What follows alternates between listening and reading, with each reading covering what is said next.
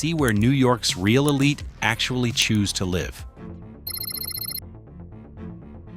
Greenwich is home to some of America's most prominent billionaires. Steve Cohen, Ray Dalio, and Brad Jacobs all live here, making it a hedge fund billionaire capital. The Golden Triangle neighborhood is so wealthy that the median property owner is likely worth $50 million plus. When they say gated community, they mean the entire town functions as exclusivity infrastructure, where even the affordable estates start at $2 million. 1/3 of all office space houses hedge fund headquarters, creating a unique situation where residents can literally live and work without encountering economic diversity.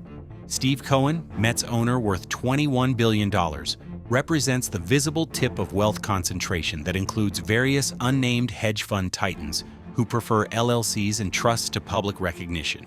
Citadel, Bridgewater, and Point72 maintain major Connecticut offices, creating employment opportunities for people who already live in the most expensive neighborhoods. The Bellhaven Marina requires memberships for $20 million yachts, while the Stanwich Club provides golf and networking opportunities where membership fees exceed most people's annual salaries. Private beaches on Long Island Sound offer recreational access that public beaches can't replicate. Greenwich is where Wall Street goes to sleep, explained one hedge fund executive. 45 minutes to Manhattan Financial District, Connecticut tax benefits, and neighbors who understand that privacy is worth paying for. The commute is manageable if you have a helicopter, and the lifestyle is exactly what you'd expect when billionaires choose where to live. Round Hill and North Greenwich feature estates routinely exceeding $85 million, while Conyers Farm operates as a 1,500-acre luxury development that functions as an exclusive private community within an already exclusive public town. Manicured lawns cost six figures to maintain, and Lamborghini showrooms exist because regular car dealers are considered tacky. Bar Harbor is where old money goes to pretend the world hasn't changed. Your family summered here in the 1920s. You summer here now. Nothing's different. The price tag proves it. This isn't nouveau riche seeking year-round residence. It's generational wealth on a seasonal schedule, appearing in June like clockwork and vanishing by Labor Day. The 1947 fires destroyed most of the original Rockefeller and Vanderbilt mansions, creating artificial scarcity that drives surviving estates into the tens of millions. What remains commands premium prices because history, coastal drama, and the privilege of summering where J.P. Morgan once complained about the help don't come cheap. Northeast Harbor clusters the ultra-wealthy and cliffside compounds overlooking the Atlantic, where Acadia National Park proximity provides natural beauty that money can't manufacture. But billionaires can certainly buy the best views of the seasonal population, creates a unique rhythm. Billionaires arrive in June, host elaborate charity galas at historic mansions, then disappear by Labor Day like they were never there. Bar Harbor doesn't care how much you're worth, explained one real estate agent. It cares how long your family has been here. A new billionaire can buy a $10 million mansion. They still won't get invited to the right clubs. Private yacht clubs on Frenchman Bay host sailing competitions among boats worth more than most people's homes, while tennis tournaments at exclusive clubs provide networking opportunities disguised as recreational activities. The conversation focuses on family legacy rather than net worth, creating an atmosphere where inherited wealth trumps earned wealth. The aesthetic remains preserved in 1915 amber, shingle-style cottages that happen to be 30-room mansions with widows' walks and wraparound porches. The hypocrisy is delicious. Billionaires funding Acadia National Park conservation, while building private compounds that overlook it, lecturing about environmental protection, while helicoptering in for 3-month seasons. Darien's Great Island operates as a gated peninsula that makes Greenwich look accessible, featuring waterfront estates with 360-degree oceanfront access and private coves that literally function as personal islands. The $85 million Great Island compound sale in 2023 ranked as the 7th most expensive U.S. property transaction, indicating that even by Connecticut Gold Coast standards, Darien commands premium pricing for premium exclusivity. Some homes feature private coves and waterfront access that creates resort-like amenities for people who think regular waterfront isn't exclusive enough. The peninsula geography creates natural isolation that appeals to residents who want privacy more than prestige, attracting people so wealthy that they can afford to be adjacent to Greenwich without needing Greenwich's social infrastructure. It's the ultimate flex, being rich enough to live near other rich people without needing their approval. Darien is where you go when Greenwich feels too crowded, joked one wealth manager. Great Island is literally its own peninsula, so you're buying geographic exclusivity that can't be replicated. The properties are spectacular, but the isolation is the real luxury. The waterfront estates provide multiple directions of water views, creating scenic beauty that justifies premium pricing, while ensuring that neighbors remain distant enough to maintain privacy. It's Connecticut Gold Coast living for people who think the Gold Coast isn't exclusive enough. The Hudson Valley is the anti-Manhattan escape, billionaires fleeing penthouses to play farmer, except the farms cost millions, and the organic tomatoes are $15 each. Rhinebeck offers historic town charm with FDR's Hyde Park estate nearby, providing political legitimacy for people who need their country retreats to include presidential heritage. The Culinary Institute proximity attracts celebrity chefs and farm-to-table obsessives, creating a food culture where your dinner party menu matters more than your actual cooking skills.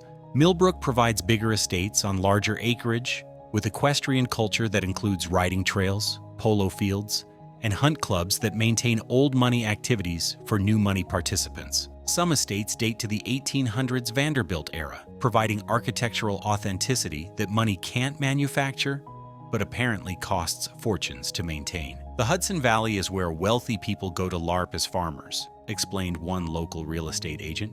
They host elaborate dinner parties for 200 guests on sprawling grounds while discussing vintage wine and finding balance. Everyone owns at least 2 horses, and weekday wine is $100 a bottle. Historic preservation zoning protects property values by preventing density, while large lot requirements ensure that most estates span multiple acres. The community commitment to maintaining rural character translates to keeping developers and chain stores away from people who can afford authentic experiences.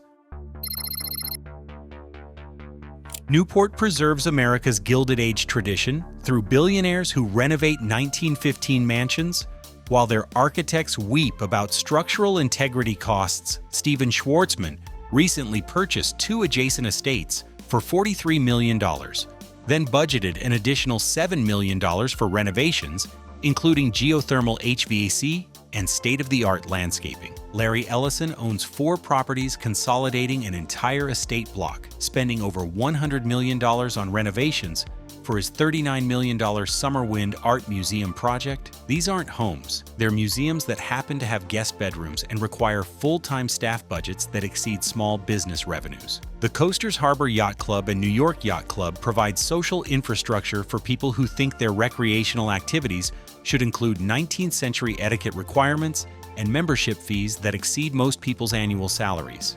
Historic home tours create the unique situation where billionaires sell tickets to other rich people for touring their houses. Newport is where old money goes to perform old money, observed one Preservation Society member. The mansions have history that money can't manufacture, but apparently maintaining that history costs more than most people will earn in their lifetimes. It's expensive theater, but the theater is authentic.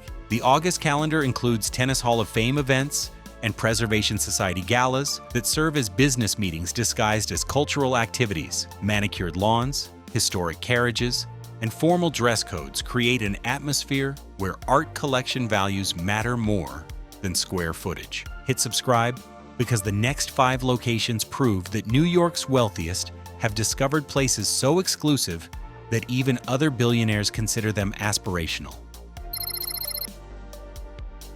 Palm Beach operates as New York billionaires' winter tax haven, where establishing Florida residency saves millions annually, while providing access to billionaires' row properties that routinely exceed $100 million. Ken Griffin has spent $238 million acquiring multiple adjacent properties, demolishing existing homes, and building a 50,000 square foot personal residence. The underground tunnel from one $88 million estate to private beach cabanas represents the ultimate luxury amenity, avoiding street crossings entirely while accessing private beaches. Worth Avenue Shopping provides retail therapy for people whose personal shoppers have personal shoppers. Mar-a-Lago membership costs over $200,000 initiation plus annual fees, creating a private club alternative for people who need their social activities to include political networking and charity galas. The winter social calendar includes fundraisers, art auctions, and polo matches that serve as business meetings disguised as recreational activities. Palm Beach is where New York money goes to avoid New York taxes, admitted one wealth manager. The residency requirements are minimal, the tax savings are substantial, and the lifestyle is exactly what you'd expect when billionaires choose where to winter. It's not subtle, but it's not trying to be. The hypocrisy is spectacular. Billionaires establishing Florida residency, specifically for tax avoidance, while spending 8 months per year in their actual homes elsewhere. Private clubs with generational membership waiting lists ensure that new money must wait for old money approval. Biltmore Forest operates as North Carolina's richest neighborhood that most people have never heard of, and that's exactly how the 580 gated households prefer it.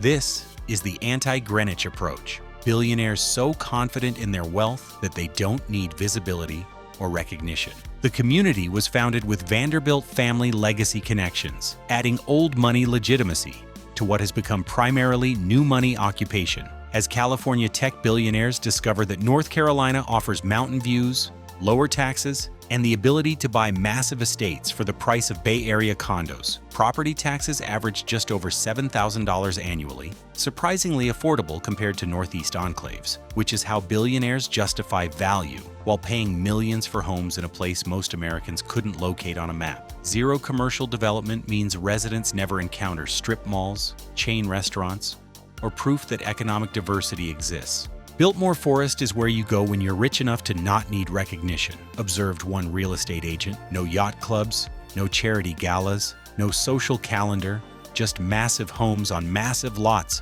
where everyone assumes everyone else is richer than they are. It's the ultimate flex, being too wealthy to need to show it. The demographic shift creates fascinating tension. Traditional Southern money from textiles and banking colliding with aggressive Bay Area tech money that has bigger budgets and fewer social constraints. Some old money families are being priced out by the very wealth they wanted to avoid, while newcomers complain about Asheville's changing character as more tech people arrive. Forest Drive features the largest estates on multi-acre lots, while Vanderbilt Drive maintains heritage properties where older families preserve Asheville old money connections. The proximity to Asheville's bohemian art scene creates the unique situation where billionaires live 20 minutes from one of America's most authentically creative communities, while remaining completely isolated from it. Paradise Valley operates as the winter headquarters for New York and East Coast billionaires, who discovered that January in Manhattan is negotiable. While Greenwich provides year-round business proximity, Scottsdale provides year-round golf, endless sunshine, and zero state income tax. The median home price hovers around $4.8 million in a state where most residents consider $500,000 expensive. The seasonal migration pattern brings Manhattan hedge fund money and East Coast finance titans to Phoenix Metro from January through March, creating a winter rotation culture where billionaires maintain properties across regions like a seasonal wardrobe. Camelback Mountain and Mummy Mountain provide desert backdrops for sprawling estates, offering a completely different aesthetic from Connecticut compounds and Hudson Valley farmhouses. Adero Scottsdale's $100 million transformation and the Phoenicians' luxury villa enclaves cater to East Coast wellness obsessives, the type of billionaire who maintains a personal trainer, a nutritionist, and a meditation coach. TPC Scottsdale and Troon North provide championship golf courses where the networking happens on fairways instead of country club dining rooms. New York money comes here to reset, explained one real estate agent familiar with East Coast migration patterns. They're escaping winter, escaping the social calendar, escaping the constant visibility, 3 months of golf, spa retreats, and anonymity. Then they return to Manhattan offices in April like nothing happened. The desert location naturally limits appeal. Extreme heat 6 months per year means this is always a secondary property, Never a primary residence for serious East Coast wealth-gated communities, and large lot minimums ensure exclusivity, while the temporary nature of occupation, 4 months max, creates a completely different culture than year-round enclaves like Greenwich or Darien. Jackson Hole attracts New York billionaires who want legitimate wilderness access without sacrificing luxury amenities. The Teton County population of 20,000 people somehow generated over $1.6 billion in real estate sales, creating wealth concentration that rivals small nations. The recent record sale of $57 million for an 11-bedroom property doubled the previous record, indicating accelerating demand from coastal transplants who discovered that Wyoming offers tax advantages and geographic isolation. Grand Teton and Yellowstone proximity provides recreational opportunities that money can't manufacture elsewhere. Unlike Scottsdale's seasonal rotation, Jackson Hole buyers typically own the property as a second mountain home. Purchased as an alternative to Colorado ski towns, the limited developable land, 97% publicly owned, creates artificial scarcity that drives prices only billionaires are comfortable with. Why? Because authentic wilderness with helicopter access is rarer than oceanfront real estate. Jackson Hole Mountain Resort provides world-class skiing for people who appreciate technical terrain over social scenes. Helicopter skiing and backcountry access appeal to adventure seekers who think regular resort skiing isn't challenging enough. Jackson Hole is where ultra-wealthy adventure seekers go to feel authentic, observed one local guide. They're paying premium prices for wilderness experiences, but they want wilderness with helicopter access and 5-star dining. It's authentic adventure for people who can afford to make adventure comfortable. The irony is delicious. Billionaires buying Jackson Hole properties to escape development, while their wealth concentration drives the development that forces locals out of their own community. Aspen represents the original billionaire ski destination, where Manhattan finance titans go to be seen. While pretending to appreciate culture, Snowmass serves as the quieter alternative where they actually live, creating a two-mountain system that separates performance from privacy. Seth, good advice. Hey, this is real smoked salmon from Nova Scotia, Canada, $24.95 a pound. It only cost me $14.12 after tax, though. I'm giving this whole thing as a promotional expense. That's why I invited clients instead of friends. The median home price in Aspen exceeds $10 million, while Snowmass offers the bargain alternative at under $5 million. Both communities attract New York wealth that treats Colorado real estate as necessary infrastructure for maintaining social status during ski season. The Aspen Music Festival and film festivals provide cultural legitimacy for people who need their recreational activities to include artistic credibility. Private clubs maintain generational waiting lists that ensure exclusivity remains hereditary rather than purely financial. Most of our clients don't actually live in Aspen, admitted one luxury real estate agent. It's their 4th or 5th home. They visit 6 weeks per year, then return to their primary residences in New York or San Francisco. We're selling lifestyle access rather than primary housing. The mountain geography constrains development, while luxury brand establishment over 70 years creates artificial scarcity that justifies premium pricing. Small airport capacity limits accessibility, ensuring that crowds remain manageable and exclusivity remains intact. Telluride is where New York billionaires go when they realize Aspen has Instagram tourists. This Box Canyon retreat sits 2.5 hours from anything resembling civilization, creating the ultimate geographic moat against people who can't afford helicopter access. The Four Seasons Private Residences project represents a billion-dollar bet that ultra-wealthy New Yorkers will pay premium prices for isolation with world-class amenities.